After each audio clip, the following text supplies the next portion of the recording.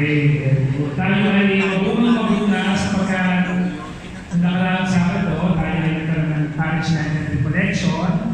Ngayon naman po ay sasagawa natin ang ating seminar, quarterly liturgical purgation about the Credo. Po. Okay na po ba tayo sa ating mga pagkakampo? Nakahanda na po ang inyong mga sulatan at ang inyong mga notepad. Ayan, sapagkat ang ating mong tatalakayin ngayong gabi ito ay napakahalaga sa darating na Holy Week. Po. Ayan. Bilang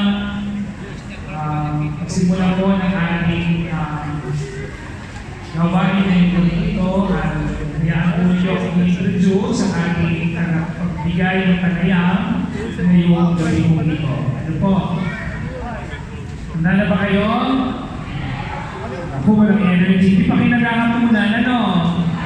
O, dapat pumunta na kayo dito. Ano kayo pumunta? Kayo kumain mo, try pa dinner. Sakripisyo. Fasting kasi Friday. O, baka na Friday, fasting. Ano pa po mamaya? Okay na po. Sige po. Yung kung mga nagre-register, pakipilisan lang po. Yan. Introduce ko po sa inyong ating tagapagbigay ng panayam ngayong gabi nito. Siya po ay ang former director ng Liturgy of the Diocese of San Pablo. Kaya po nung kami mga taong lumipas, siya po yung ating nakakasama na sa commission. Siya po assigned sa Commission of Liturgy sa ating diocese. At former Master of Ceremony of the Roman Catholic Bishop of San Pablo. Every time po na mag-imisa sa bishop, yung mga gathering sa diocese, siya po ay Master of Ceremony. At former director ng Nuestra Senora del Merced,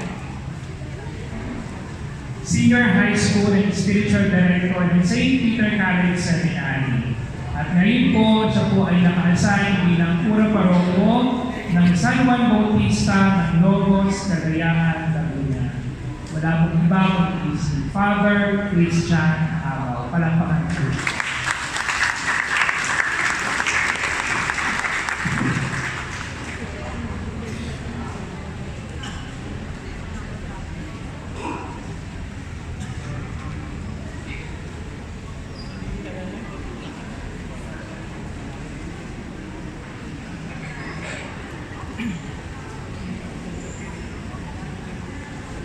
Pasensya na po at medyo tumatanda na kaya kailangan nakaupo.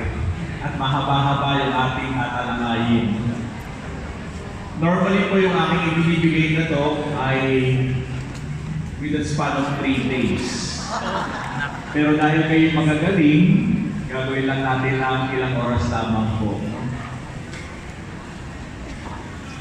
So ang ating pong topic ngayong gabi ito ay ang pagdiriwang po ng Paschal Triduo o ang pagdiriwang ng kamatayan, pagpapakasanging kamatayan at muling pagkabuhay ni Jesus. Nais kong simulan dito sa pamamagitan ng kwento po kay Pope Benedict XVI na siya tinanong ng isang lalaki na walang pananampalataya. At ito yung tinanong niya kay Pope Benedict XVI, ano yung pinaniniwalaan niyo bilang mga Kristiyano? Ano yung pinakahawakan niyo na pinaniniwalaan niyo tungkol kay Jesus?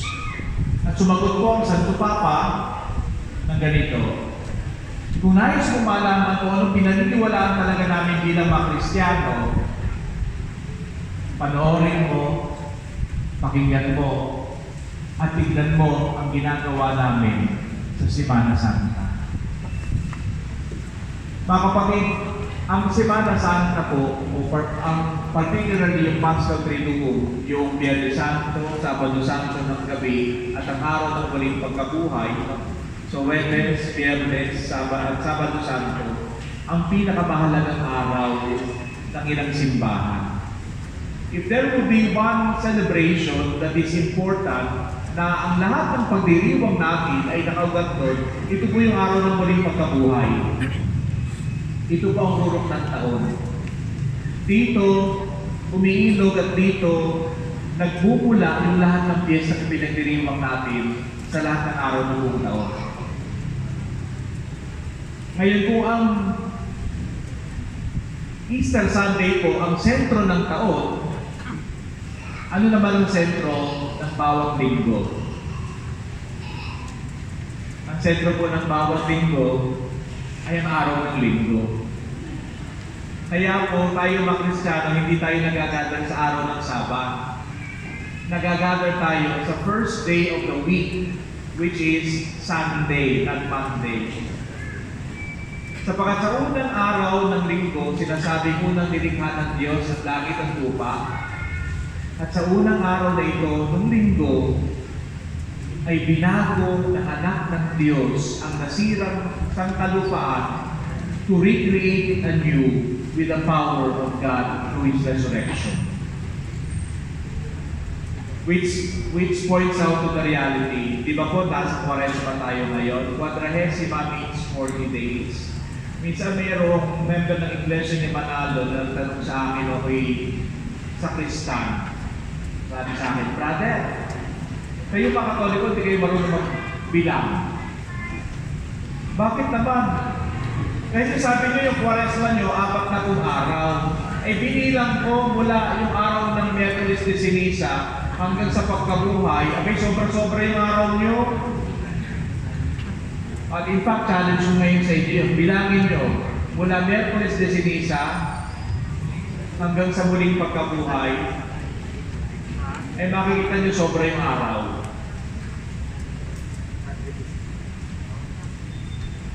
At ang sagot ko ay ito.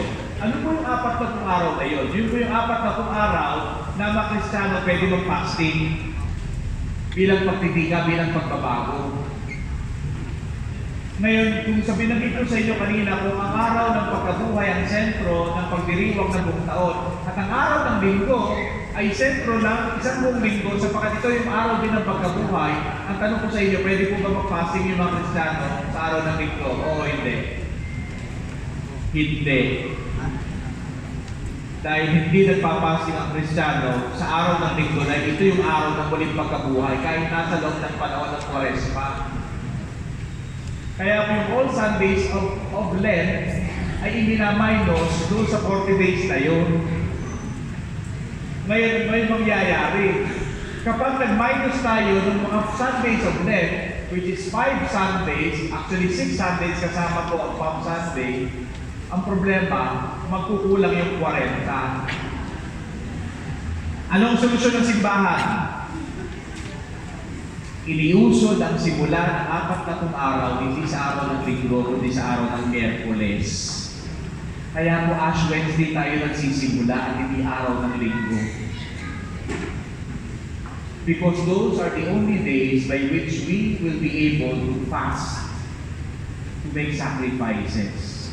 So naunawaan niyo na? Kaya kapag tinanong kayo, technically ang Kwaresma ay nagsisimula sa Ash Wednesday at matatapos technically sa umaga ng Huwebes Santo. Yun yung 4 na araw na preparasyon, excluding yung mga Sundays of Lent. Now we come to the most important part, which is what we call the Semana Santa or Holy Week. Why is it important? Because in Holy Week, tayong mga Kristiyano ay hindi lamang po nagdiriwang upang alalahanin yung naganap sa nakaraan, kundi nagdiriwang tayo upang maranasan natin sa pagkasalukuyan yung ginawa ni Jesus para sa atin. Kaya po, yung buong Holy Week, particularly din yung 3 days, ay isang activity o paggawain na merong sangkap na tinatawag natin sa wikang Griego, mimesis. Ano po yung mimesis? Anong ibig sabihin ng mimesis? Ito po yung paggaya natin sa pamamagitan ng ritual, sa pamamagitan ng salita, sa pamamagitan ng kilos at gawa, yung ginawa at nangyari kay Jesus noong huling linggo ng kanyang buhay bago siya inialay, bago niya inialay sarili, at bago sa muling nabuhay na pagmuli. At dalawa po ang panggagalingan at paghatak ng Kristiyano sa kwento ng kaligtasan. In fact, dalawa yung sources natin sa lugar. Bakit mahalaga yung dalawang sources na ito? Kasi doon yung maintindihan ngayon, yung mga pagdiriwang natin makikita sa Semana Santa. Dalawa po pinanggalingan. Una, syempre, yung pinanggalingan ng kwento. Saan po ba nangyari yung Semana Santa? Sa Israel, sa Jerusalem.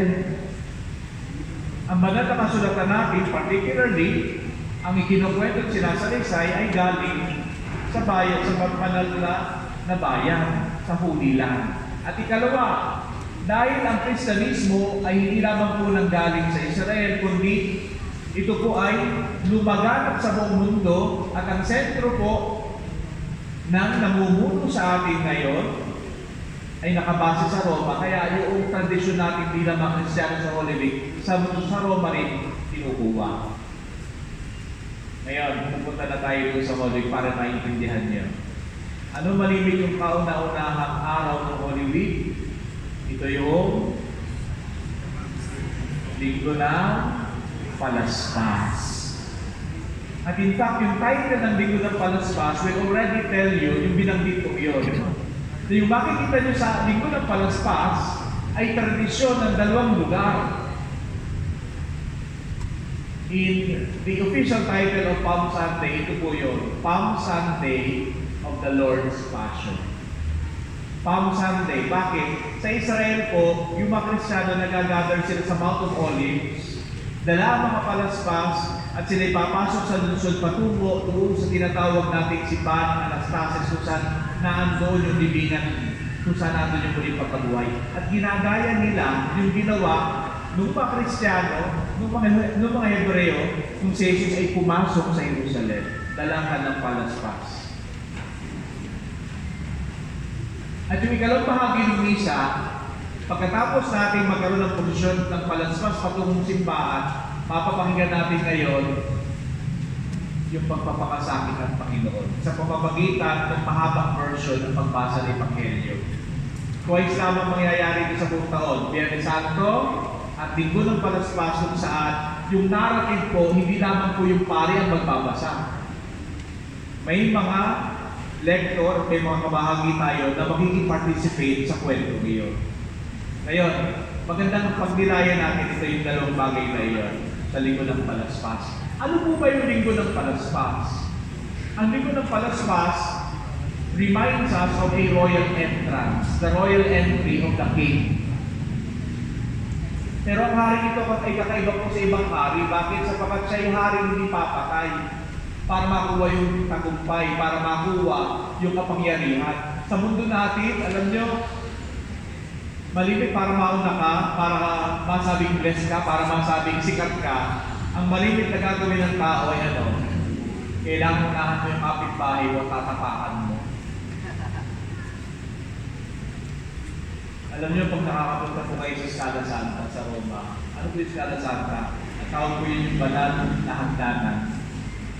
It comprises 28 marble steps na dinala ni Santa Elena mula Jerusalem patungo sa Roma. Ano po yung mga steps na yun?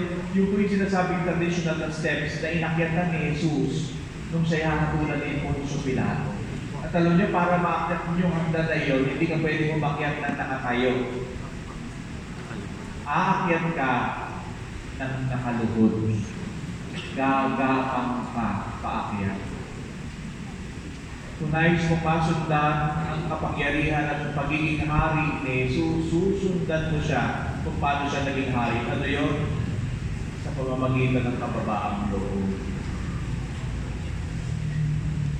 Yung pong makikita natin si Jesus ay pumasok sa Jerusalem, ano pong ginamit niya kayo? Yung buriko, yung asno. Hindi po siya sumakay sa kabayo. Bakit asno? Kasi ang asno po is not a beast for royalty. It is the beast that carries the burdens of others. Ang mga general po doon, kapag natalo na nila ang lahat ng kanilang kaaway, may huling seremonya silang gagawin. Alam niyo po yun? Yung lahat po ng kaaway nila na natalo sa gera, ihahaning nila ang mga bangkay sa main road patungo doon sa syudad na kanilang sasakupin at sasakay sila sa kabayo.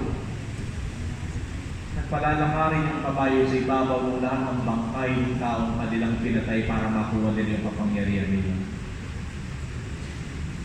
The horse is the symbol of the proud man. but the Poriko is the symbol of the king that will not kill, but will bear the burden of our sin so that we will be free. Kaya po sa Diocese of San Pablo doon, kung nabasa niyo yung unang lides, sa posisyon ng Palm Sunday, magandang isipin natin na kung gagamit pa ng hayop yung pari, dapat po hindi kabayo. Dapat Poriko. O maliit na kabayo po kunin nyo kung talagang gusto nyo pasakayin si Father doon. Pero bilang pari, ako po personally ayoko sumakay doon. Bakit? Kasi Palm Sunday pa lang po, bili na. Alam niyo kung bakit? Sabihin mga tao, ano kasi na yan? May baboy nakasakay sa Poriko. Sa ceremonials po ng pagpasok sa posisyon, patungo sa simbahan, ang kumakatawan doon sa kay Jesus ay walang iba kundi yung pari. And that is why that royal procession is reminded for us and for the priest, yung isang katotohanan na tanong mo yun, na siya inaandiyan sa pamumuno, hindi upang manupil, kundi upang sumagin. Bakit yung mga tao may dalang palaspas? Yung palaspas po, symbol po iyon ng tagumpay sa gera. Pero ang palaspas sa may awit na husata, yung awit ng husata, hindi naman po yung pasasalamat. Alam niyo ba, ibig sabihin ng husata? Sakipin mo kami. Sagapin mo kami sa kawalang utang na loob sa grasya mo. Sagipin mo kami sa kamangmangan namin sa pananampalatayang totoo. Sagipin mo kami sa lahat ng kapritsyo ng aming katawan. Sagipin mo kami sa maraming pagkakataon na gusto namin kami ang hari at hindi ikaw. Kaya kung mawi kayo ng kusana sa araw ng palaspas, hawak niyo yung mga palaspas na iyon, yun ang katotohanan ipinapahayag ng posisyon na iyon. The King enters into Jerusalem, the city of peace, to grant peace to those whose hearts are not free because they have sinned. He enters just like the beast of burden to carry our sins and to free us from that burden. Ang suot ng pari ay kulay pula because it reminds us of the blood that is shed by this king to buy our freedom. Red is the symbol of royalty, but also in the old times, red is also a symbol of humility. Bakit?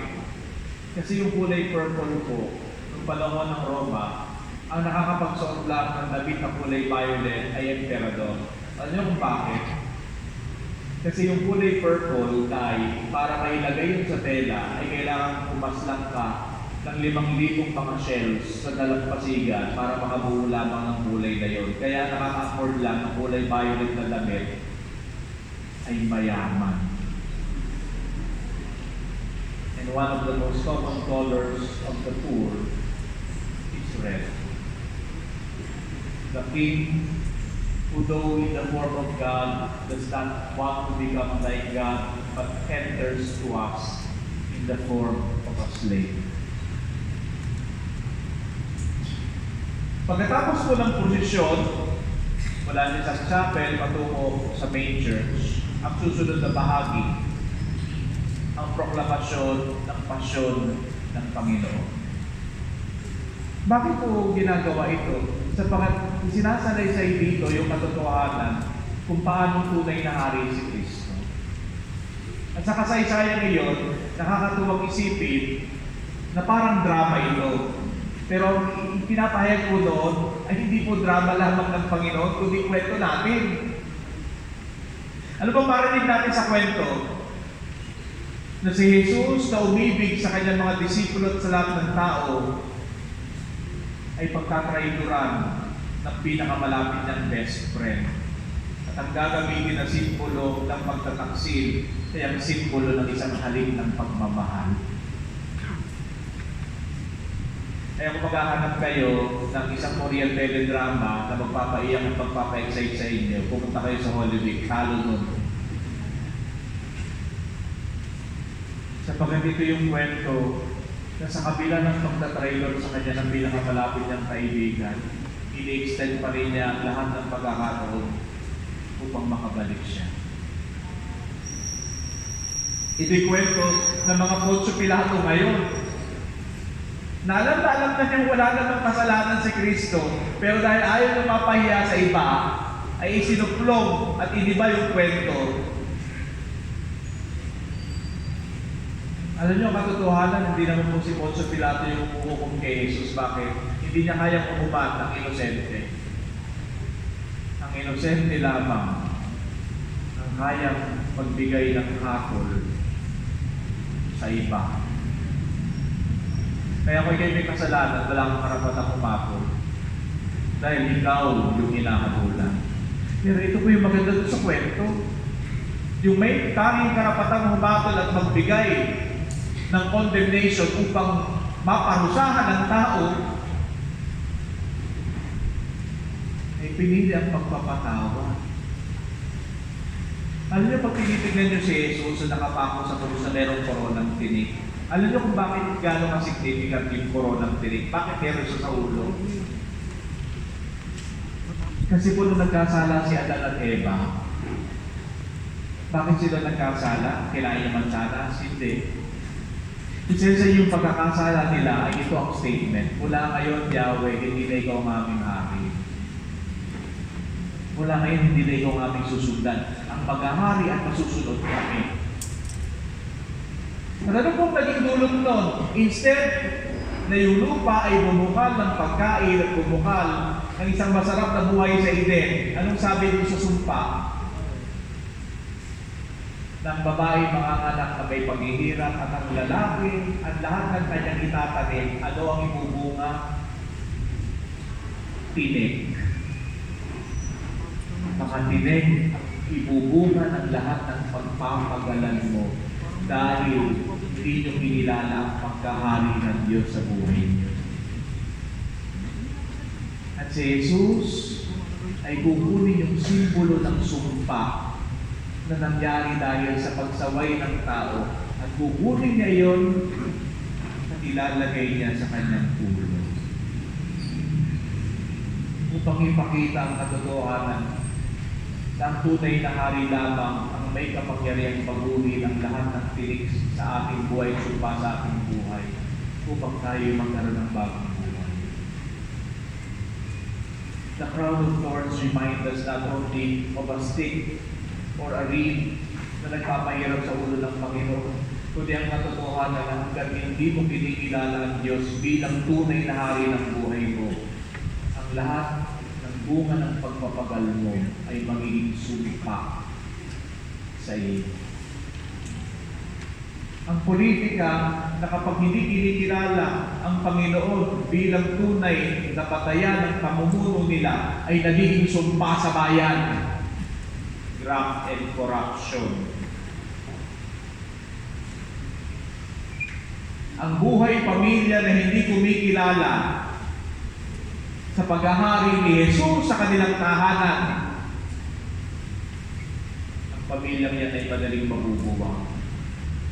Kaya kung meron tayo tradisyon bilang mga Katoliko, ano po yun? Yung enthronement ng Sacred Heart sa ating mga tahanan to remind us that there is only one King, the only one that allows to teach us how to become a family. Hindi lamang po may mga Poncio Pilato sa kwento. Pero din po mga apostol na nagsabi katulad ni Pedro, Panginoon, kahit magkamatay, hindi kita iiwan. Sigtilao. At alam na natin ang kwento. Nagpayabang si Pedro. Pero sa sandali na kinailangan siya ng Panginoon, iniwanan niya siya. Ilan sa inyo mga lektor, lay minister, sakristan, sa sandali na kailangan kayo ng parokya, lagi sasabihin nyo, may iba naman magsaserve eh. Saka na muna ako. May tampo pa kami, Father, kaya saka na lang ako mag-serve. Tatandaan niyo ito. Lahat noong 12 apostol, kung sandaling yan ay nagtakwil kay Jesus. Lahat sila iniwanan siya, liban sa isa. Si Juan Evangelista na natili sa krus. Yung bunso.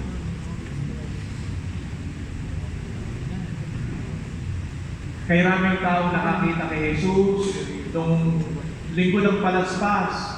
Hosana sa anak ni David, hari ng Israel. Pero magbilang ka ng 5 araw pagkatapos nito, yung sumisigaw ng hari ng Israel, sila rin yung kumakanta, ipako siya sa krus. Kay bilis, papawi ng desisyon natin para sa pag-ibig.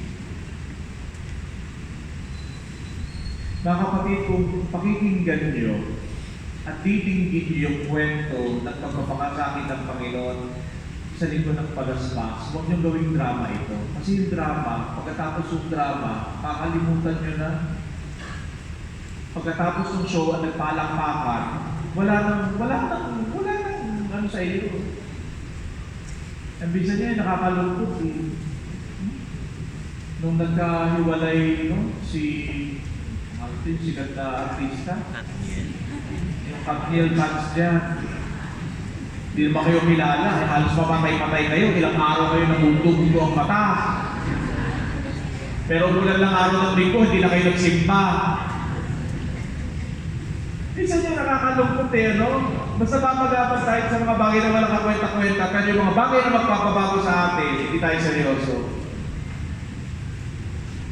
Yung kwento ng pagpapakasakit ay hindi kwento ng nakaraan, kundi kwento na nangyayari ngayon.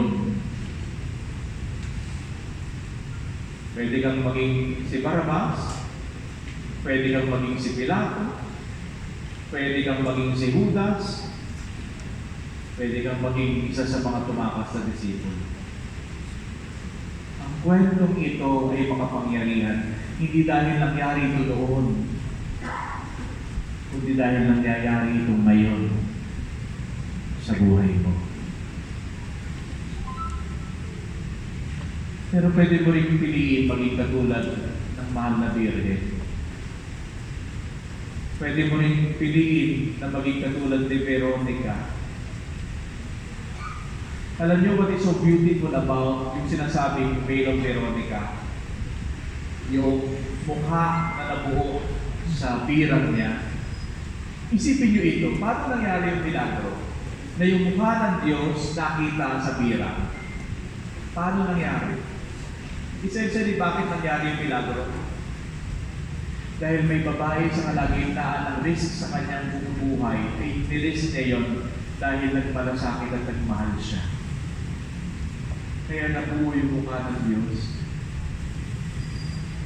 Naalala ko dati nung may bata, meron kong kwento, meron isang commercial, hindi ko alam kung naabutan niyo yun.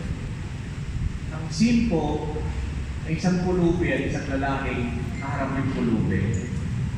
Yung lalaki po, nagbigay ng tinapay ko sa pulubi, pero ang tingin niya sa pulubi, ang mukha ng pulubi sino? Si Jesus. At nung ibinaliktad yung eksena, yung pulubi ang tumitingin, at nung nagbibigay ngayon yung lalaki ng tinapay sa kanya, alam mo nakikita ng pulubi doon sa lalaki nagbibigay ng tinapay? Si Jesus din. Every time that we do something for our neighbor, dahil nagmalasakit tayo, kahit maliit na baso ng tubig, nangyayari ang milagro ng mukha ng Diyos ay nakikita. Alam niyo, marami sa mga kapitbahay at karating tayo ng kakilala natin. Minsan kailangan makita din ang mukha ng Diyos. Ikaw yung milagro na nag-iintay para sa kanila. Let us now go to the days of Holy Week. So, bawat araw po ng Holy Week may tema yan. Yung unang araw, which is yung Lunes Santo after Palm Sunday, will recall the gospel about the gift ng babaeng makasalanan. Si Maria na binasag yung pabango at ipinahid sa paa ng Panginoon. Alam niyo, napakagandang pagnilayan nito. Dahil yung eksenang yun, tayo. Nung binasag po yung pabango, ano sabi ni Judas Iscariote? Sayang. Dapat binenta na lang natin yan para pakainin yung mga mahihirap. Ano sabi ng Ebanghelyo? Hindi naman dahil sa nanghinayang siya doon sa pabango para may pagbigay sa mahihirap dahil siya nanghinayang. Kundi dahil sa yung tagapag-ingat ng pera at nangungupit siya. Nakita ni Judas yung halaga ng pabango, pero hindi niya nakita yung importansya ng paang pinaglalagyan. Alam niyo, minsan sa buhay natin, ganun tayo. Lord, nagdobena ako, dapat sagutin mo ako. Lord, gumawa ako ng mabuti. Lord, umiyak ako, umalngal ako. Bakit hindi mo ako pinapansin? Alam niyo, minsan ganun tayo sa Diyos. Mapagbilang ka, hanggang sa kahuli-huli ang luwas, sisikilin mo siya. Pero tingnan niya ang Diyos pag nagbigay. Papasagin niya ang kanyang katawan at sasabihin, itong aking katawan na ibibigay sa iyo ng buong buo. Kung magsusukat ka ng tunay na pagbibigay, ay sukatin mo kung paano magbigay ang Diyos.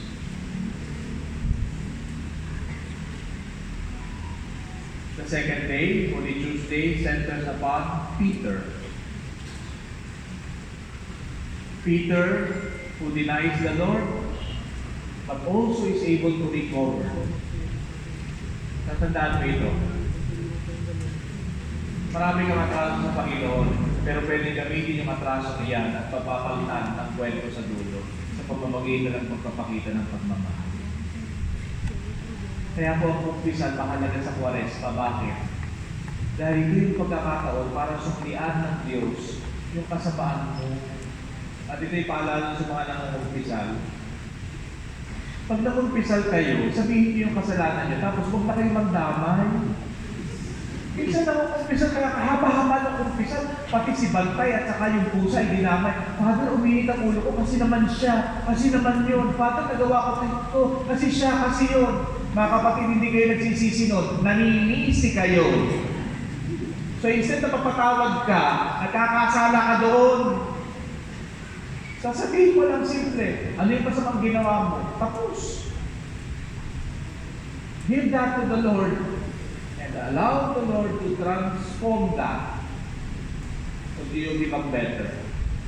The best evidence of redemption and transformation is not to say, I love the Lord, but a changed life. Madaling sabihin, I'm sorry, I'm sorry, I'm sorry. Pero kinabukasan, ulitin, iloloko mo sarili mo. The best evidence of transformation is a changed life. Wednesday, it is called Spy Wednesday. Sapagkat ito yung araw kung saan pinagpili ni Judas Iscariote si Jesus sa mga punong pangit. Ilang beses natin pinagpapalit ng Diyos sa kapritsyo natin. Ilang beses natin siyang ibinibenta ng ganun na lang. Matatapos ang Holy Wednesday with Holy Thursday, hindi na po natin i-discuss yung Praising Mass. Yung Praising Mass is the celebration of the whole diocese with the bishop in the blessing of the holy oils. Bakit po doon ginagawa yung blessing na yun? Kasi po yung mga langis na gagamitin sa bihida mo din ng muling pagkabuhay ay kailangan gamitin. Kaya nagbe-bless ng mga bagong langis. At ano yung mga langis na yun? Yung prisma. Ito yung olive oil na nilagyan ng pabango na ginagamit sa binyag, sa kumpil, sa pagpapari, at sa pagdededicate ng simbahan. It is the priestly oil. The second is the oil for the sick. Yung pinapain ko sa mga may sakit. At ikatlo, the oil for catechumens. Yung pong langis na ginagamit para sa mga maghahanda sa binyag.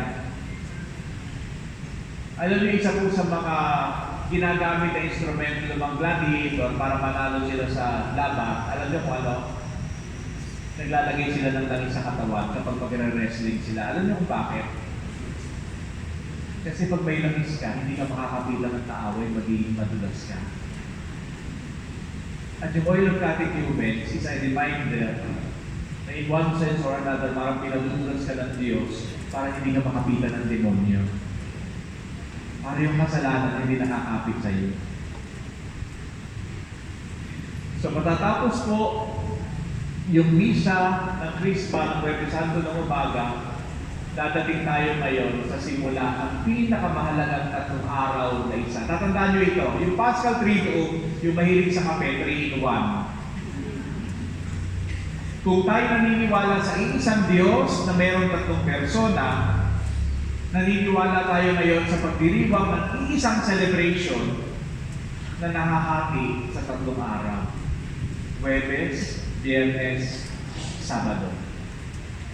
Ngayon, medyo konting technical tayo ha. Ang araw po para sa mga Hudyo ay hindi po nagsisimula ng 12 midnight. Kailan nagsisimula ang araw sa mga Hudyo? Nagsisimula po ang isang araw nila sa paglubog ng araw sa hapon. At natatapos ito sa paglubog ng araw kinabukasan. Kaya po kapag ka-araw ng linggo, mapapansin nyo, pwede tayo magkaroon ng mga mases sa barangay ng Sabado ng gabi. Bakit? Kasi technically, paglubog ng araw, araw na po ng linggo yun. Kaya si Father pwede mag-misa ng misa ng panglinggo sa mga barangay ng araw ng Sabado ng hapon. So ngayon, Huwebes Santo, pagbagsak at paglubog ng araw, magsisimula ang kauna-unahan doon sa pagdiriwang ng muling pagkabuhay, ang misa ng paghahapunan ng Panginoon. At ano po makikita natin doon? Una, papasok po tayo sa simbahan na walang laman yung tabernakulo. Bakit? Para ipakita na yung Eucharistia ang ating tatanggapin na hindi po nanggagaling sa tabernakulo, kundi nanggagaling sa hapag ng altar. Yung po mga violet, no, ng mga bagay na naka-decorate sa altar, sa Huwebes Santo ng gabi ay magiging kulay puti. Why? Because it is the celebration of the institution of the Eucharist. Dalawa po ang mahalaga sa misang ito ng paghahaponan ng Panginoon. Actually, dalawang seremonya sa nagpapakita ng isang diwa. At ano yun? Ang Eucharistia. Ang Eucharistia bilang pagkain ng buhay, pagkain ng mga naglalakbay patungo sa buhay na walang hanggan, at ang pagkain ng ekspresyon ng pagmamahal sa paghuhugas ng paa. Sa Huwebes Santo, mapapansin nyo, magsisimula ang misa na walang laman ang tabernakulo, na nakaputi ang damit ng pari, ang altar ay nakaputi, at may mga palamuting bulaklak. It means it is a festive celebration. The bells will be rung sa papuri and will remain silent after it. Bakit? Sapagkat ang unang bahagi ng misang ito ay ginagawa sa pagpupuri at pagluluwalhati, at pagtatapos ito sa dahan-dahan tinatawag natin pagpa-fasting.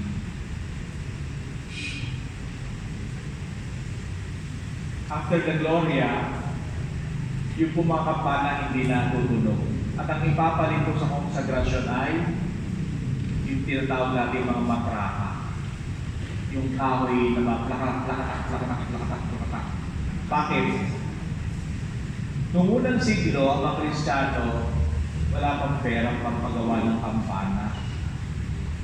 Ang unang ginagamit nilang pangtawag ay mga kahoy ng clavel.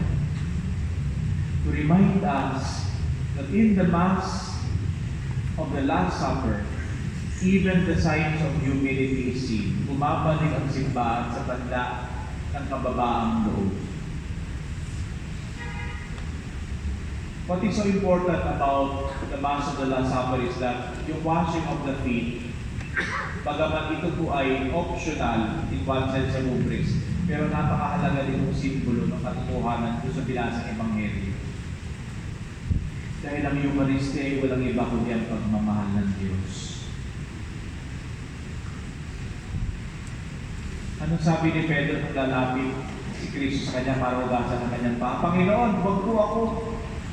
Anong sabi ni Jesus? Kung di kita huhugasan, hindi ka maging bahagi ko. Only in serving one another can we be part of the body of Christ.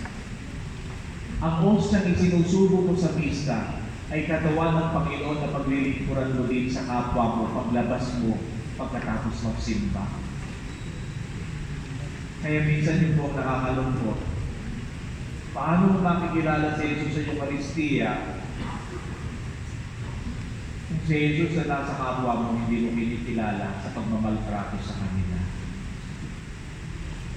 Yung paghuhugas ng paa po, hindi lang drama yun. Yung paghuhugas ng paa, ang complete expression ng katotohanan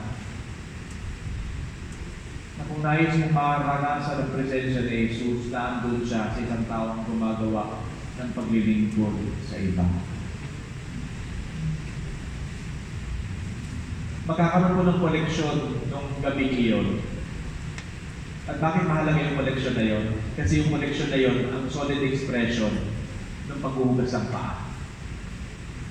Yung mga lay minister noon, pagkatapos ng misang iyon, are tasked to go doon sa lahat ng kanilang mga binibigyan ng komunyon upang ipakita na yung pinagdiwang na misa ng huling hapunan ay i-extend lalong-lalo na doon sa mga taong kinakailangan ng presensya ng Diyos dahil hindi sila makapunta dahil may sakit sila.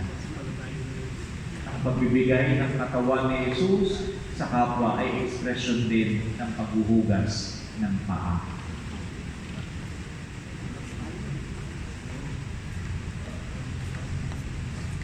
Ang mga pagbasa sa bisang iyon ay walang iba kundi ang pagbasa sa pag-aalay ng kordero sa Batang ng Tipan. Paano nakaligtas si Moises sa tamakay sa Lainita sa Batang Tipan, sa anghel ng kamatayan, sa pamamagitan ng paglalagay sa hamba ng kanilang bahay ng dugo ng kordero? Alam niyo, mayroong isang bagay na nakapagtataka sa kordero. Alam niyo kung bakit? Kapag kayo natuklaw ng ahas, usually, di ba, tinuturukan po tayo ng tinatawag nating anti-venom. Di ba? Tanong ko sa inyo, alam niyo kung saan galing yun? Kung saan kinukuha yung anti-venom na yun? Yung venom kinukuha sa ahas. Pero paano nila itatransform yun para yung kabandag ay makabuhay doon sa mga taong natuklaw ng ahas? Alam niyo kung ano ginagawa? Kinukuha ko yung kabandag at itinuturo sa kordero. At yung dugo ng kordero ay may property na yung kamandag ay nawawalan kayo ng kapangyarihang pumatay kundi bumuhay. At kaya pag may natuklaw sa inyo ng ahas na makamandag, yung itinuturok na pang-kontra ay actually nanggaling sa dugo ng kordero.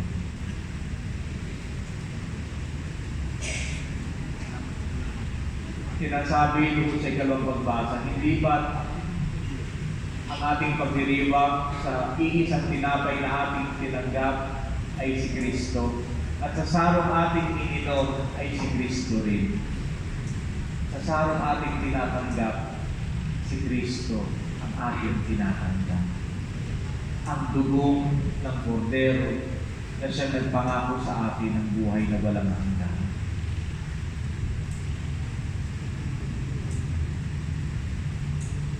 Ngayon po, matatapos po yung misa sa pamamagitan ng pagpuposisyon ng Santisimo Sacramento mula sa altar patungo sa altar of repose. Ito po laging dapat i-announce natin. No?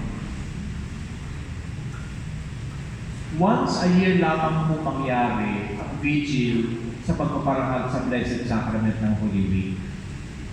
At malinig po yung mga tao, hindi na natin kailangan piliting pumunta kung saan silang pumupunta doon. At sana po kung meron kayong mga workers na namamahala sa decoration, Tandaan nyo ito. Gawin nyo na yung dekorasyon sa Santisimo Sakramento ay maging instrumento kung saan maintindihan ng mga tao yung pag-ibig na ibinibigay sa kanila sa pamagitan ng Eucharistia.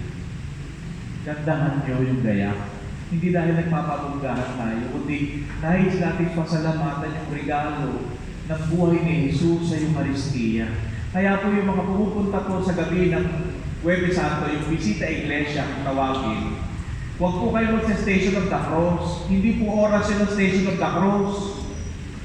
Yung gabi ng Huwebes Santo ay gabi kung saan dapat nagdadasal ka sa Santisimo Sakramento. Kaya po tinatakpan ng mga krus at tinatakpan yung mga imahe ng Santo, ay nais ng simbahan na mag-concentrate kayo doon sa unang focus natin, which is the gift of the Eucharist. Bakit may takip ang krus? Kasi bukas pa siya i-eksena sa Biyernes Santo. Nakuha niyo yun? Kaya doon sa gabing iyon, pinapatay yung ibang ilaw at nananatili ay yung nakareserve sa sacrament. Mapapansin niyo po ito. Dapat, yung Santisimo po, inililipat mula doon sa common tabernacle na lagi niyang pinaglalagakan sa isang bagong lugar. At ito po ay reposition. Ano po ibig sabihin ng reposition? To repose means to transfer, pero hindi exposition. Hindi po gumagamit ng monstrance pag Huwebes Santo. Dahil ang katotohanan, ang Panginoon in one sense or another ay parang itinatago. Kung paano nangyari doon sa gabi ng Huwebes Santo, kung saan ang mga apostol ay sinabihan niya, "Can you not watch 1 hour with me?" Hindi niyo ba kaya magpuyan at magdasal ng 1 oras kasama ako? Magdasal kayo upang hindi mataid ang tukso sa inyo. Itong gabing ito, ang gabi ng pag-ibig sa pamamagitan ng paghuhugas ng paa, ay ang gabi rin ng pagpapakita ng pag-ibig ng Diyos sa pamamagitan ng Eucharistia. Kaya sana po sa Huwebes ng gabi, yung lahat ng organizations, lahat ng mga barangay natin, dapat pupunta kayo dito. Dahil yun ang simula ng grand reunion ng lahat ng parokya. Yun ang reunion ng parokya ng Our Lady of Fatima. Mapapansin niyo po na sa vigil na iyon, wala pong final blessing. Bakit? Dahil ito po ay isang open-ended liturgy na itutugsong kinabukasan sa pagdiriwang ng Biyernes Santo. Yung altar po, sa simula ng misa, tatanggalin yung bulaklak, huhubadin yung mantel, at yung mga palamuting kandila ay tatanggalin. Bakit? Upang ipakita na ang pagdiriwang ng Eucharistia ay suspended. Yung Eucharistia na sinasamba natin sa tabernakulo ay nanggaling doon sa misang pinagdiwang natin.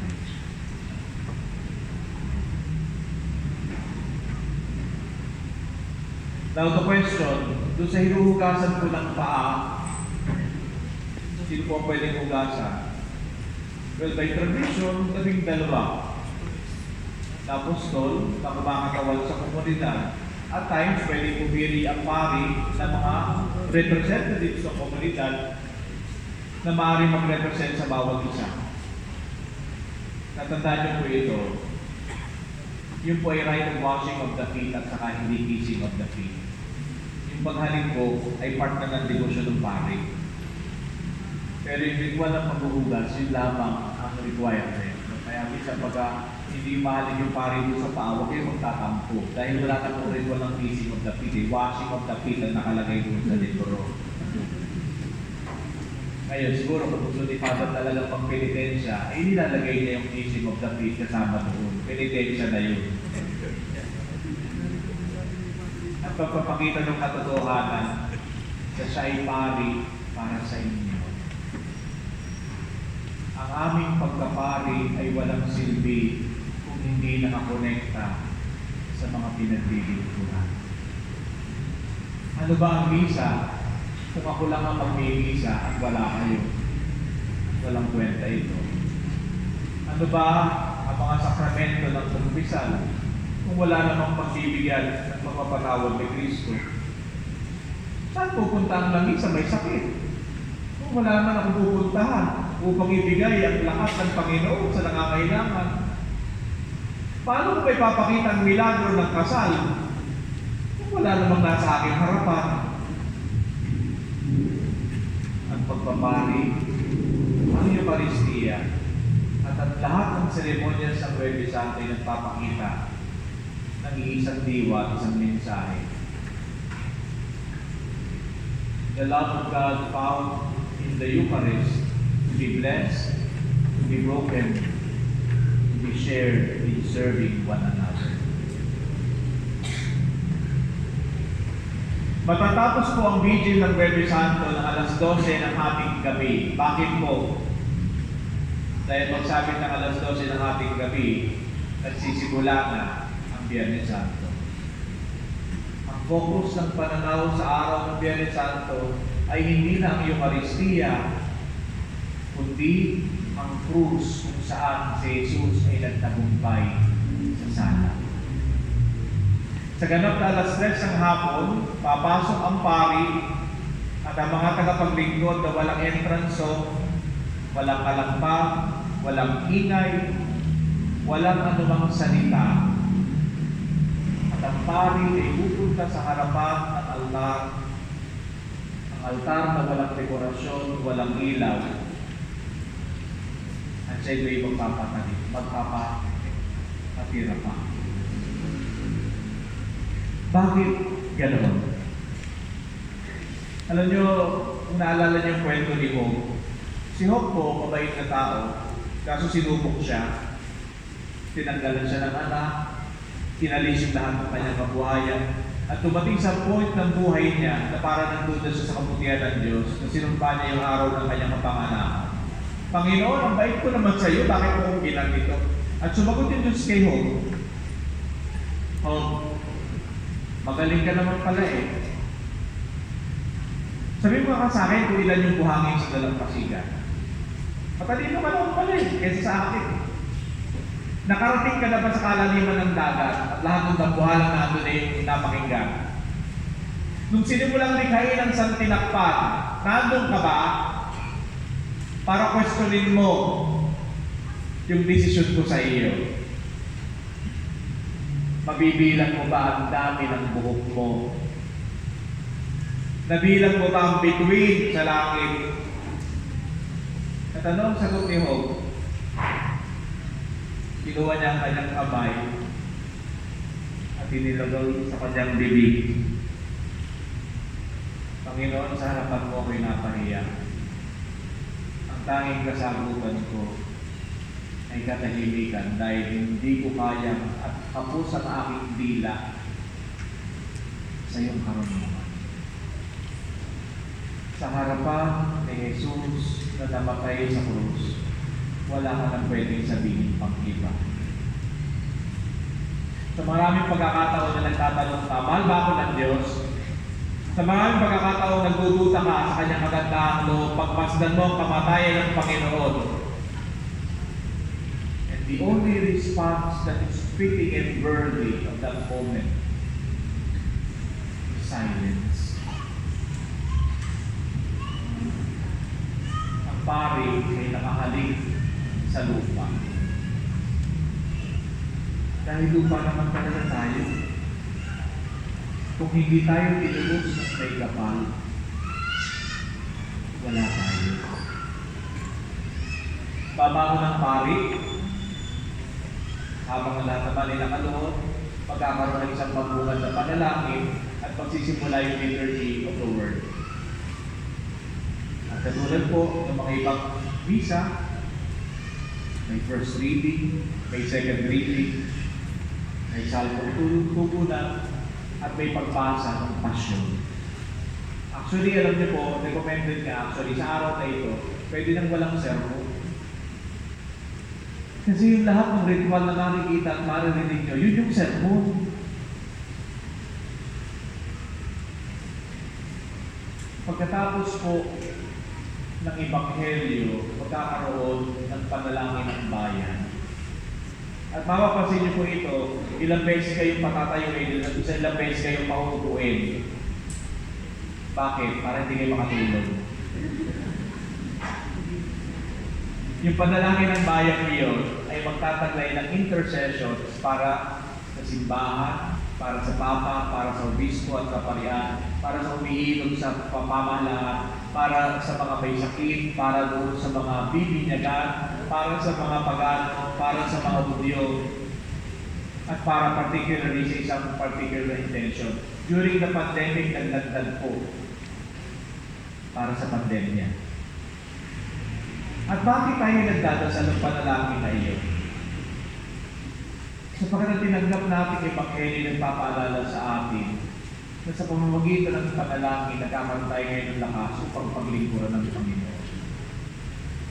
To be able to understand now the gift of the death of Christ. Pagkatapos po ng panalangin ng bayan, dadating ang sentro actually ng pagdiriwang. At ano yun? Papasok ang pari at papasok ang krus na nakalambong. At ang pari po na nasa harapan ngayon ay tatanggalin ang lambong sa bandang ulo upang i-expose ang ulo ng Panginoon. At kakanta siya.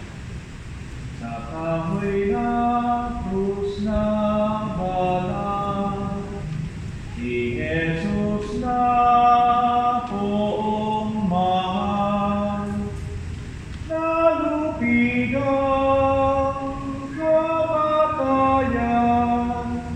at sa muling pagkabuhay, ang pag-asa ay sumilay.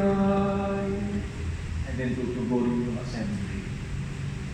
And then for the next moment, tatanggalin uli ng pari yung lambu ng puro sa kanang balikat.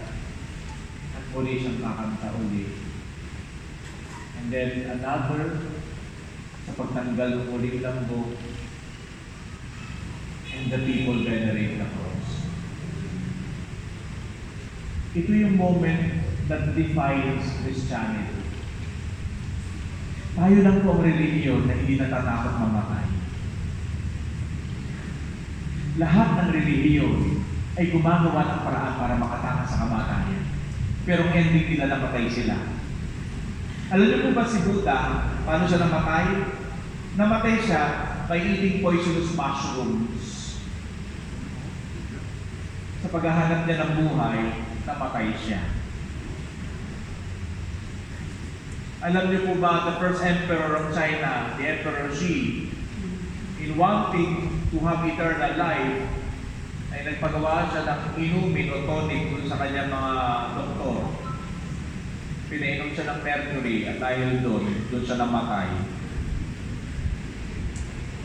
The only one who has the answer to death and suffering is the one who is able to embrace it and to change it. Tayo lang ang ginagawa na ang krus ay parang trophy. Itinataas. Alam niyo, there is a scripture passage that says, how beautiful is the feet, how beautiful in the mountains are the feet of those who bring glad tidings and good news. Bakit ko sinabi yun? Kasi yun ang pagbanggit sa isang paa na may reference sa proto-gospel.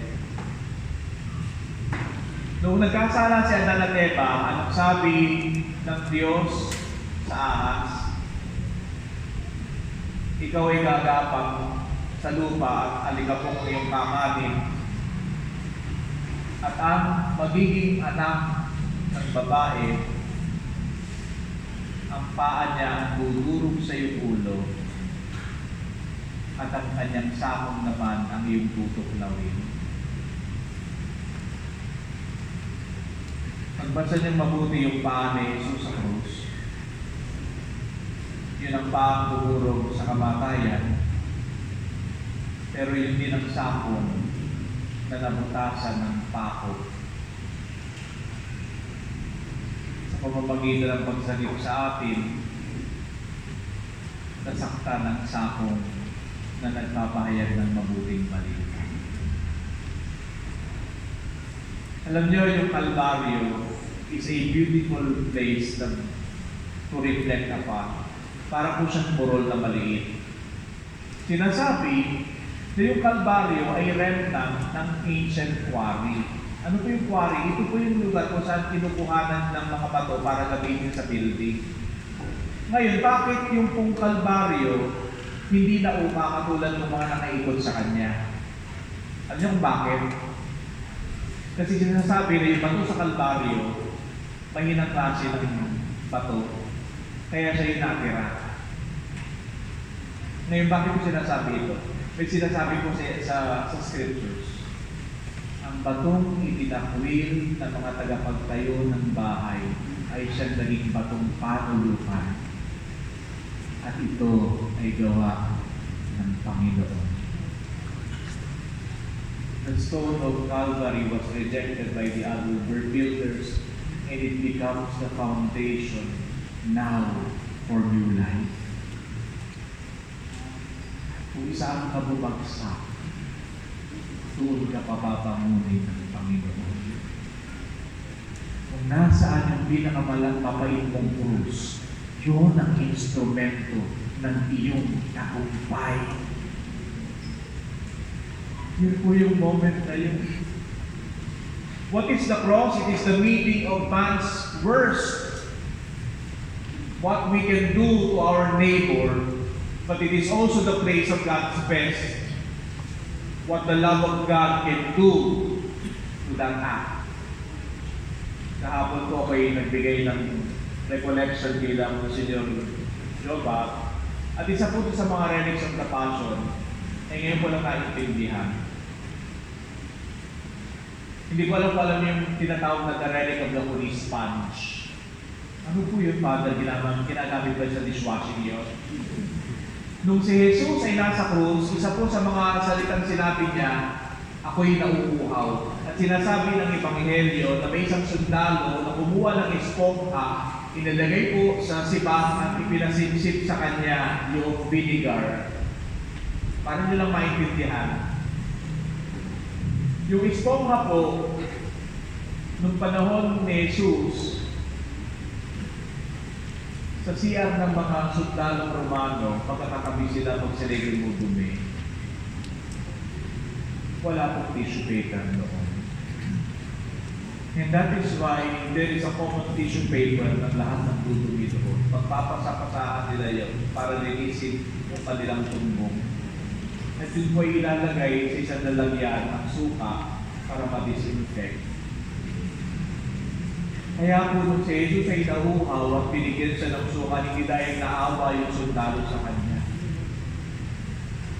Isinalaksak sa bibig ni Jesus ang isang bagay na nilalagay nila at ipinapahid para panlinis ng maduming bahagi ng katawan nila. Isipin nyo lang ito. Ang bibig na nagpapahayag ng pagpapatawad sa kaaway. Ang bibig ng laging laman ay ang biyaya at pagpapala ng Diyos sa mga nangangailangan. Ang bibig na nagpapahayag ng katotohanan ay sinalaksakan ng isang bagay na marumi. Pero ito po yung nakakalungkot eh. Yung bibig mo, saan mo ginagamit? Ito pong maghapon na ito, anong laman ng bibig mo? Sa pagsisinungaling para manatili lang yung reputasyon mo sa iba. Sa panglalait sa kapwa at paninirang puri para magkuha ka mas maganda. Sa pagsasabi ng lahat ng mga bagay na walang iyaan.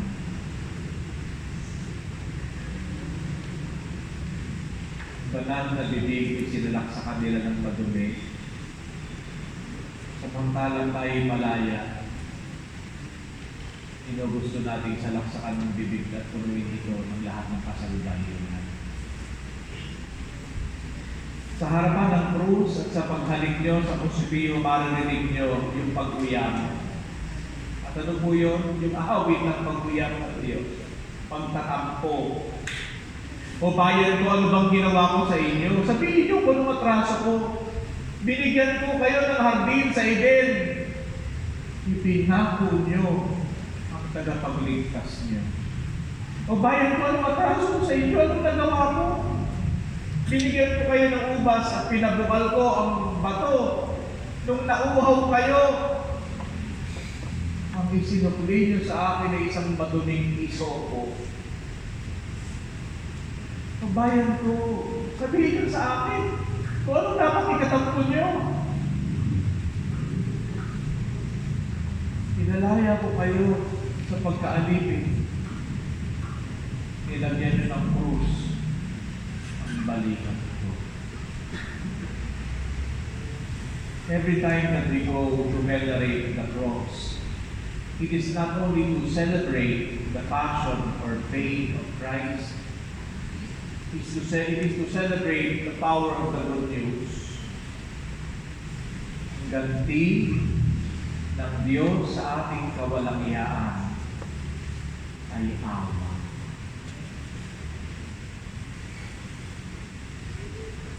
Kaya mo sa araw ng Biyernes Santo, huwag nyo lang tingnan yung seremonyas na yun na parang palabas. Damhin nyo at unawain nyo yung makikita nyo.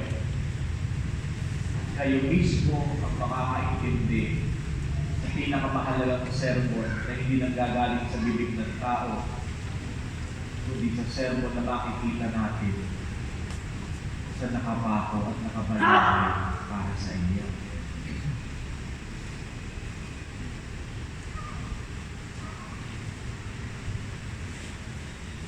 Matatapos po ang pagpapahalik sa krus sa pamamagitan ng pagtanggap ng kanyang mismong katawan.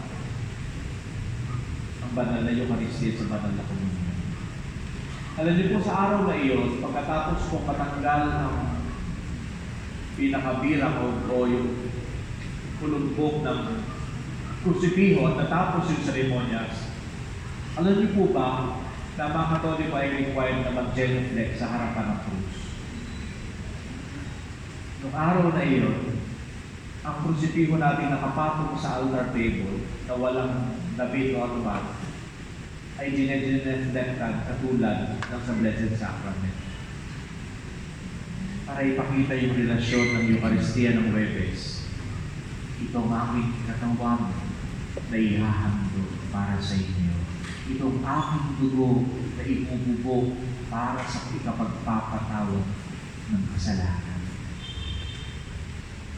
At pagkatapos ko ng seremonyas na ito, saka lamang po gagawin ang tradisyon ng posisyon ng paglilibing sa Pilipinas. At malibig yun nakakalungkot. Mas maraming umaatin sa posisyon ng paglilibing kaysa umaatin doon sa mismong main event.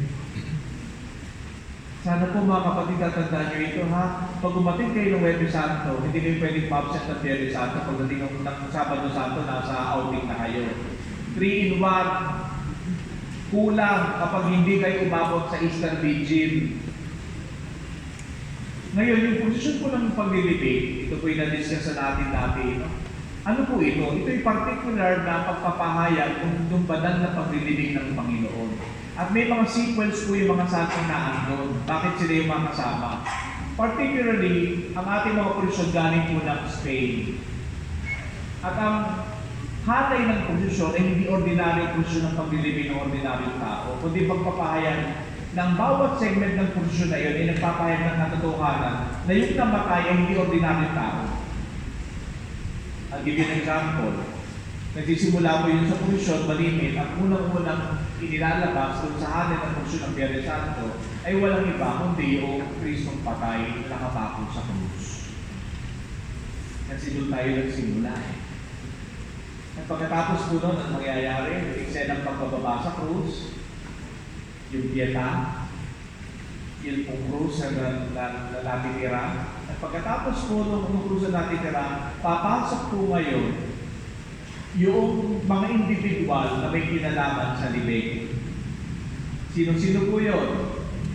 Una, ay yung po humingi ng katawan ni Jesus kay Pilato. Sino po yun? Particularly yung nagpahayag din kay pinahayagan ni Jesus tungkol sa buhay na walang sabi niya. So magkasama yung dalawang yun, magkasunod sila. Si Joseph ng Arimatea na may-ari po ng libingan ni Jesus at si San Nicodemo. Pagkatapos ng dalawang iyon, ano pong susunod? Yung estatwa ni San Lazaro. Bakit? Kasi po doon sa Lenten season sa year A, mapapansin nyo that the fifth Sunday of Lent is always the gospel of the raising of Lazarus from the dead. Alam nyo bakit mahalaga yun? Sapagkat may mga kapatid tayo na sasabi, hindi naman sinabi ni Jesus na siya'y Diyos. May mababasa ka ba sa Biblia na sinabi ni Jesus na siya'y Diyos, sambahin siya? Bakit mahalaga po yung kay Lazaro yun? Kasi po sa Old Testament, may hula. O bayan ko, malalaman nyo na ako ang tunay ng Diyos kapag tumawag ko sa inyong libingan at kayo'y bumangon mula diyan. Sa matandang tipan, sino po yun? Si Yahweh. Sa Ebanghelyo, ang kahuli-hulihan milagro na ginawa ni Jesus ang natisadwa ay katuparan sa hula sa matandang tipan. Nung tinawag niya si Lazaro, Lazaro, pagbangon ka. Israel, malalaman mo ako ang Diyos mo kapag pinabangon ko kayo mula sa inyong libingan. Hindi kailangan na Jesus sabihin, Diyos siya. Ang mga gawang ginagawa ko ang magpapatunay sa akin. Only God has the power to raise the dead back into life. Why is Lazarus important in the procession? Because he is the proof that the next resurrection will be bigger and better than his. Sino yun? Yung nakahiga doon sa kalandra ng mahal na sa inyo. Yung Kristong patay at kasunod. At ang nakabalot sa kanya na tela, pag Biyernes Santo, ay puti. Bakit? Because the linen that was wrapped around Jesus, the shroud of Turin, is colored white. And secondly, pinapaalala ng kulay puting yun na yung kamatayang iyan ay hindi mananatili sa kamatayan, kundi magbubunga sa buhay na walang hanggan. Kaya puti ang suot ng Santo Entierro sa araw ng Biyernes Santo. Anong susunod sa Santo Entierro? Yung imahe ng mga nakikipag-bibig na santa. At sino yung pinakamalapit doon? Ang imahe ni Santa Veronica. Bakit? Because Veronica, in one sense or another, is connected to the image of the Holy Face. In fact, yung salitang Veronica comes from the Greek word Vero Icona, which means the true face of God. Kaya among doon sa mga santang makakasunod sa libing, siya yung pinakamalapit doon sa libingan. In fact, kung inyong makikita sa mga relics, meron pong iba't ibang tela na nakabalot sa mukha ng Panginoon. Yung sudario ng Oviedo, yung veil ng Manopelo de Veronica. Yung mapapansin niyo po minsan yung veil ng hawak ng puon na Veronica niyo, may tatlong mukha. Alam niyo kung bakit? Kasi sinasabi na noong nag-imprint yung sa mukha ni Jesus doon sa veil ni Veronica, hindi lamang po isa, kundi tatlong larawan. At yung tatlong larawang yun, later on, may tradition, sinasabi nila nahati sa tatlo. Kaya ngayon sa mundo, mayroong tatlong mukha. One kept at St. Peter's Basilica, na i-expose on the 5th Sunday of Lent. One na nasa Manopelo sa Italia, and another one na matatagpuan somewhere in the Middle East. Yung tinatawag na the Veil of Edessa.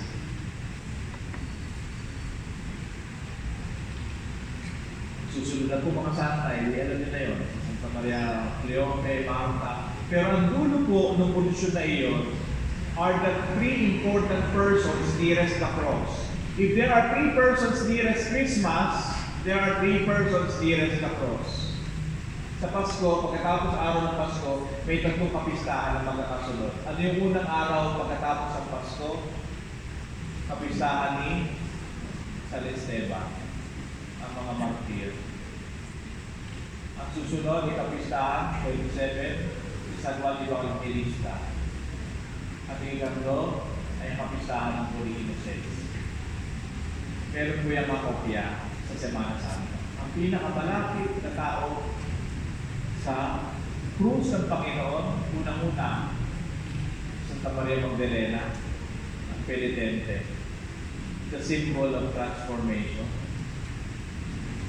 Si San Juan Evangelista, the one who loved. At ang panghuli sa lahat sa posisyon ng Biyernes Santo, ang Mater Dolorosa, the innocent one. Bakit ang mahal na Biyernes ang pinakadulo ng posisyon?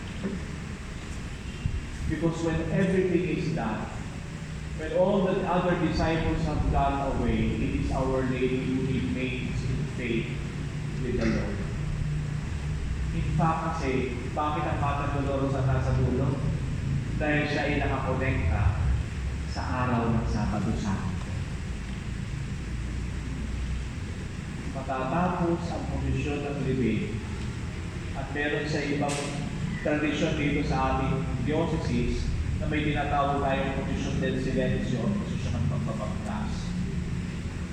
Ano po yun? Pagkatapos ilibing ang Senyor, lalabas ulit sa pang-posisyon na pabalik na din naman ang lakad. Kung kayo bang pakanan, kung sa posisyon ng paglilibing, babangkasin niya pabalik yung dinaanan ng posisyon. At ang sumasama lamang po doon ay imahe ng solidad ng Mater Dolorosa. Mary kept all these things in her heart. Mary is the symbol of the waiting church. Mary is the symbol of one who is faithful to the very last. Alam niyo ba kung bakit ang Sabado ay laging dedicated sa Mahal na Birhen? Alam niyo ito, dahil ang Mahal na Birhen ng Fatima ang inyong patron. Alam niyo bakit Sabado? Dahil nung unang Sabado Santo, si Maria ay nanatili sa pagdarasal at pananampalataya sa paghintay sa kanyang anak. And that is why every Saturday of the year is dedicated to Our Lady. Saan kinuha yun? Sa Sabado Santo.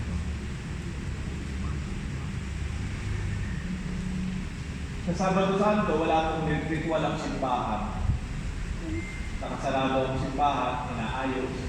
It is the symbol of the church waiting upon the tomb of Christ. So, ito ngayon yung kasagutan sa mga nagtatanong.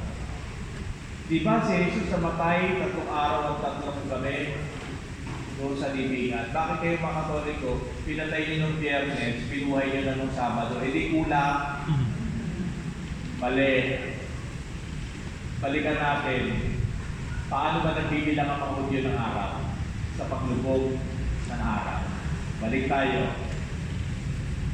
Ang pagpaslang ni Jesus sa kanyang kamatayan na nangyari ng alas 3. So therefore, from 3 o'clock hanggang 6 o'clock, that is the first day. From 6 p.m. ng Biyernes Santo hanggang madaling araw at buong araw ng Sabado Santo, that is the second day. Kaya, ang Easter Vigil po ay sisimulan dapat sa paglubog ng araw. Paglubog ng araw indicates the third day. So, pag may nagtanong sa inyo, alam niyo na ang sagot. Ngayon, bakit 3 gabi at 3 araw? Ito yung sinabi ni Jesus sa Old Testament kung paano si Jonas ay naging tanda. Ngayon din ang anak na tayo magiging tanda na 3 gabi at 3 araw na siya ay mananatili sa libingan. Ngayon ito yung tanong ko sa inyo, bakit si Jonas ang pinili ni Jesus? Maganda ito, malimit tinatanong ko ito. Bakit si Jonas? Sa dinami-dami ng propeta, bakit si Jonas? Ano kinalaman ni Jonas sa muling pagkabuhay? Ano ba nangyari ni Jonas? Isinugo siya ng Diyos sa Ninive, tumanggi siya, sumakay siya sa bangka. At ano nangyari? Nagkabagyo, hinapon siya, kinain siya na malaking isda. Okay, very good. Pagkatapos ng 3 araw, iniluwa siya at nandun na siya sa Ninive. Ngayon, ito ang tanong ko sa inyo.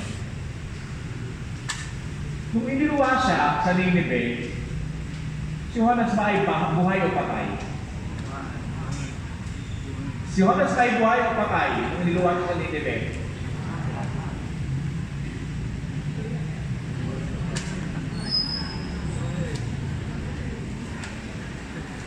Tanong ko ulit, pag nilano ka ng isda, buhay ka ba o patay?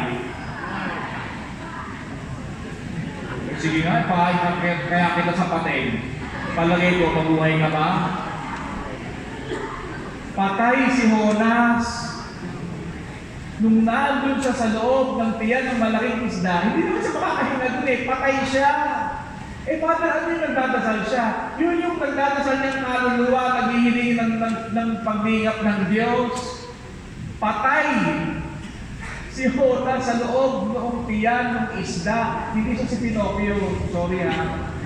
Si Pinocchio, napapanood yung buhay si Pinocchio. Pero si Jonas ay patay. Kaya po nung iniluwa siya doon sa Nineveh, ano nangyari? Binuhay siya ng Diyos. And that is why ginamit ni Jesus si Jonas na simbolo, because Jonas is the only prophet in the Old Testament that has a reference to the resurrection. Now, why is the vigil of the resurrection important? Because it is the mother of all vigil. Alam niyo ito magandang isipin, no? Anong oras pinatay yung kordero nung panahon ng mga Israelita? Anong oras, supposedly? Sa paglubog ng araw, bandang alas 6. Anong oras nakalabas ang Israel sa Ehipto nung sila ay tumakas sa gitna ng dagat?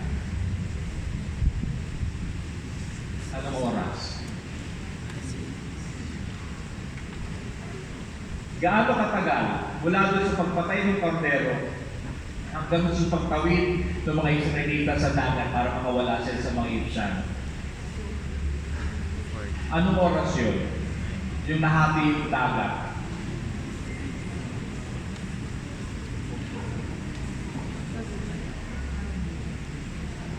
Nung nahati yung dagat, may bandang mukhang liwayway. Pinatay ang kordero ng alas 6, namatay ang anak ng paraon ng alas 12 ng hating gabi. Pinalayan sila ng Egyptian ng bandang mga alas 3 madaling araw. At hinapon sila sa pagbubukang liwayway. At doon pinatay ng Diyos sa pamamagitan ng tubig ang kanilang mga kaaway. Tingnan niyo mabuti ang Paschal Triduum. Magsisimula sa hapunan ng paghahapunan ng Panginoon ng alas 6 at patatapos ang Easter Vigil sa magdamag ng Sabado Santo na tatapusin sa Double Alleluia ng pagtatapos ng muling pagkabuhay sa salubong.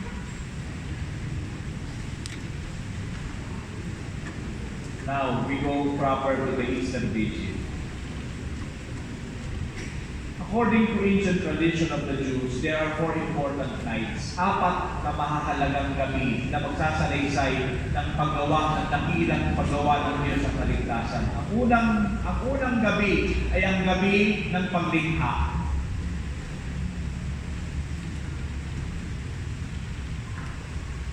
Alam niyo yung first part ng Easter Vigil, mapapansin niyo, anong setting? Madilim. Hindi ka pwede magsimula ng isang vigil na may araw pa. Kailangan lubog na yung araw. At ito yung sisimulan sa pamamagitan ng isang siga. The new fire reminds for us of what happened in the desert. And what is the second night? Kung ang unang, the third night pala kami. So, ang unang gabi ay ang gabi ng paglikha. Ang ikalawang gabi ay ang sakripisyo ni Abraham kay Isaac. Ang ikatlong gabi ay ang gabi ng paglisan ni Moises at ng Israelita palabas ng Ehipsyo. At ano yung nauna sa kanila? The pillar of fire by night and the pillar of cloud by day. It is the symbol of what we celebrate in the first part of the Easter Vigil, sa pagkakaroon ng isang bagong siga. Actually po, practically speaking, ang kailangan lang po doon, maliit na apoy. Hindi po kailangan po doon malaking bonfire. Sa iba po kasi sa probinsya, yung iba, yung kahoy ginagamit daw doon at ginagamit na pang-bless sa mga palayan. At siguro naman po wala naman ng kapalayan dito. Ang kailangan lamang doon is the small fire, a reminder for us of the light of the Lord. Pagkatapos sindihan po yung apoy, ipiniprepare yung Paschal candle ng mga simbolo. Makikita nyo, alamin nyo yung symbols ng Paschal candle kasi yun po ang magtuturo sa atin noong larawan ni Kristo. Kaya kung walang larawan ng muling pagkabuhay ng simula, dahil ang larawan ng muling pagkabuhay ay yung Paschal candle. Merong Alpha, merong Omega. Si Jesus ang simula at wakas, may krusipiho bilang simbolo ng pagliligtas ni Jesus at may 5 butil na itinutusok doon. Ito po yung sugat ni Jesus na tinamo sa krus. At ilalagay po doon yung year 2024 upang ipakita na ang date na ito ang sentro ng buong 2024. Ang oras at sandaling ito, ang oras 2024, sandali, sentro ng lahat.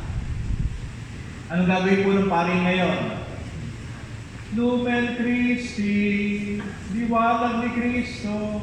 Nasasagot ang choir. Salamat sa Diyos. Magmumove ngayon yung pari. Wala doon sa pintuan ng simbahan, patungo sa gitna. Mas mataas ngayon. Lumen Christi, salamat sa Diyos. And then, magsisindi yung mga tao ng mga kandila nila. Dumadami na ngayon ilaw. And then, pagdating sa altar, nung dati ang pari nakaharap sa altar, ngayon haharap siya sa mga tao. And for the last time, sa pinakamataas sa voice, Lumen Christi. Sasagot ng mga tao, salamat sa Diyos. And then, magbubukas ngayon yung ilaw ng altar. Ngayon, ano po yun? Mula doon sa apoy, papasok. Ito po yung moment ng pagbago ng Panginoon sa libingan. Kaya po yung kanta, mapapansin nyo, mula sa mababa, pataas. Kasi dahan-dahan tumatayo ang Panginoon mula sa libingan. At bakit ngayon meron tayong makadilang natin? Dahil ang pagbangon ni Jesus ay hindi lamang kanya, kundi ang pagbangon mo ng binyagan ka. Kaya may kandila ka. Ang muling nabuhay na si Jesus ay nasa iyo mo sandaling yun. At ano po pangyayari ngayon? Yung pari, pupunta sa lectern, ilalagay yung Paschal candle, si Jesus na muling nabuhay. Now begins the most beautiful song of the church. It is called the Exultet. Magalak kayong lahat sa sanlibutan, kayong mga anghel ay mga gawitan.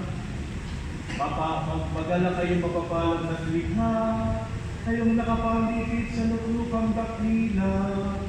Si Jesus na ating hari na buhay na maguli, iba natin ang trumpeta ng kaligtasan. Dahil sa moment, bakit doon kinakanta? Yung lectern po actually is the symbol of what? The open grave.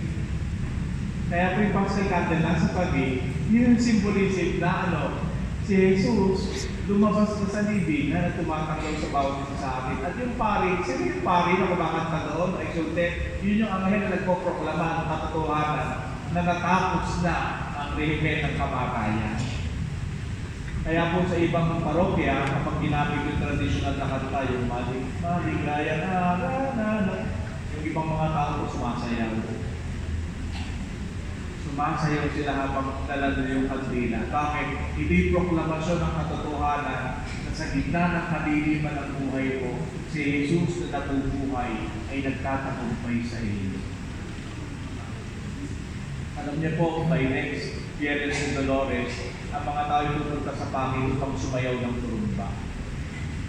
Sumayaw ng tutumba, puri sa Birhen Maria, Biyernes nang makita ka, Linggo nang iahon ka, sinayaw ang tuturumba, umangat ikaw pagdaka. It's the Paschal mystery. ang lumuluhang birhen ay isinasayaw. Bakit? Ironic. Because those tears are tears later on of victory because you have been faithful to the passion of Christ.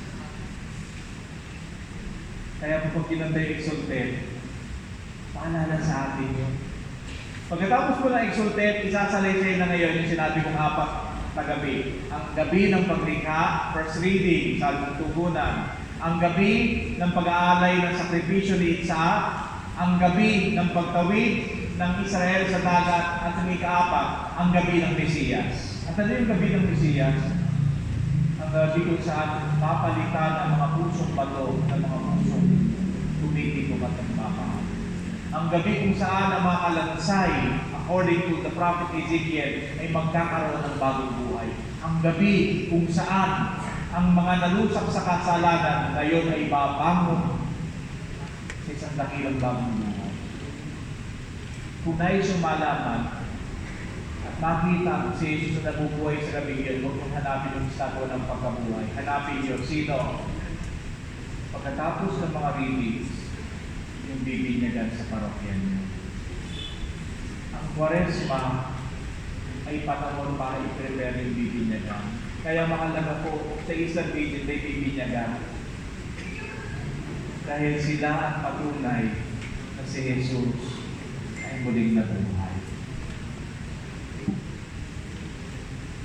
Pagkatapos sa mga readings, kakantahin ang luwalhati, tutunog muli ang mga kampana, tutunog muli ang organ sa pagsasaya.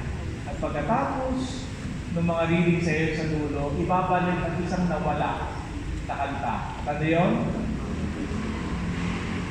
Mahal na sambayanan ng Diyos, hatid ko sa inyo balita ng kagalakan. Alleluia.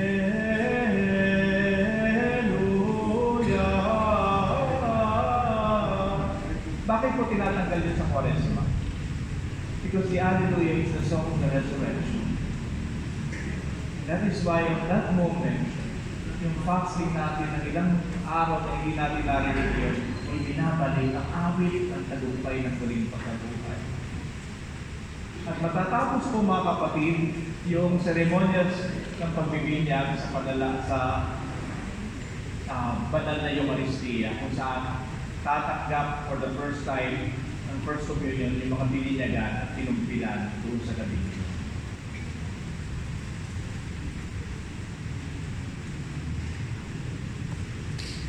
Matatapos po ang Easter Vigil with the final blessing of the priest and the Lord, Hallelujah, to remind us na yung ceremonies ng 3 and 1 ay natapos na.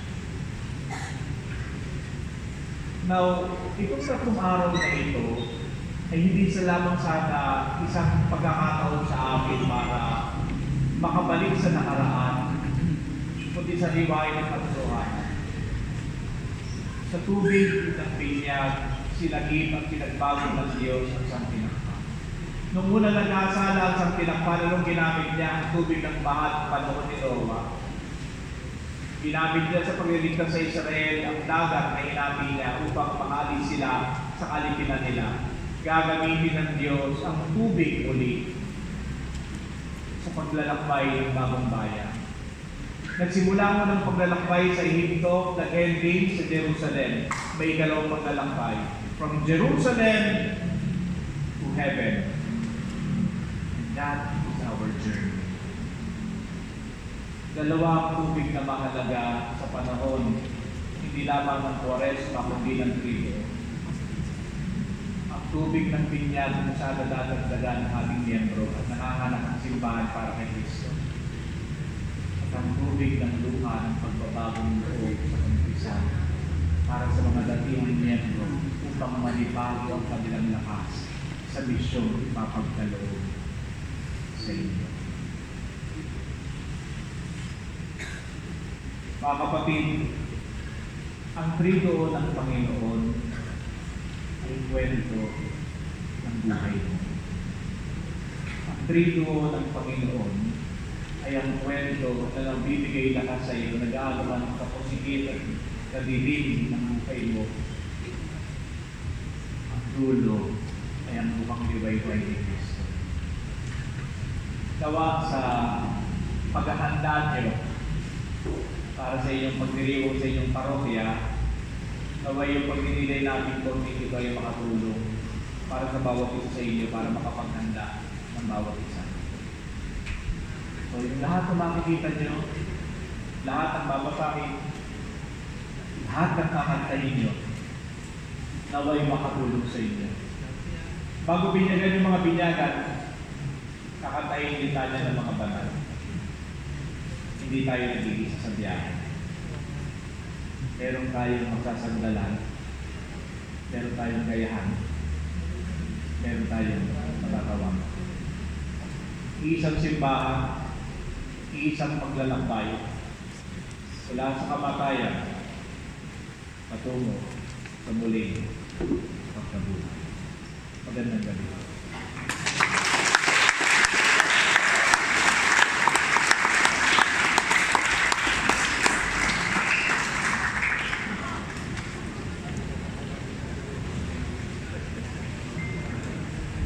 So, nagagabi sa inyo lahat. So, sabi ni Father Christian, kung meron daw tanong, so, he is willing to answer. So, siguro, let's entertain a few questions. Sino may tanong? Wala, puti na ang mata. Okay, gusto ba magtanong?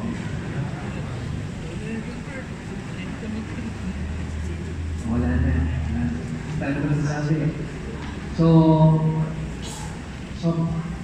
this is a good preparation para sa pagdiriwang natin ng mga mahal na araw, especially yung Misteryo Pascal ng Paschal Triduum na ating gugulitain ngayong darating ng mga mahal na araw. So at least with the short span of time, masasabi natin na exhaust naman ni Father Christian and marami tayong napulot na aral at explanation mula kay Father Christian para mas mapalalim at mas maunawaan natin pagdiriwang natin ng Paschal Triduum. So, I hope itong ating information na ito ay makatulong sa atin para mas lalong mapalalim natin yung meaning ng pagdiriwang natin ngayong darating ng mga mahal na araw.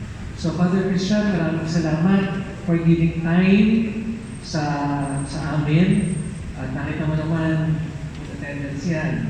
So, kung yung simbahan, gusto marinig yung words of wisdom mo at kaalaman mo tungkol sa liturgia. So, pasalamatan natin si Father Christian. Salamat natin. And please accept our simple token from Sir Ben.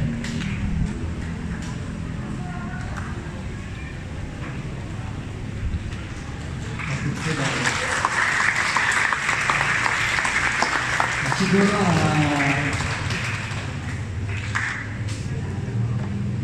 picture daw muna. Pabalikan lang para kita kayo. So, nasa yung photographer.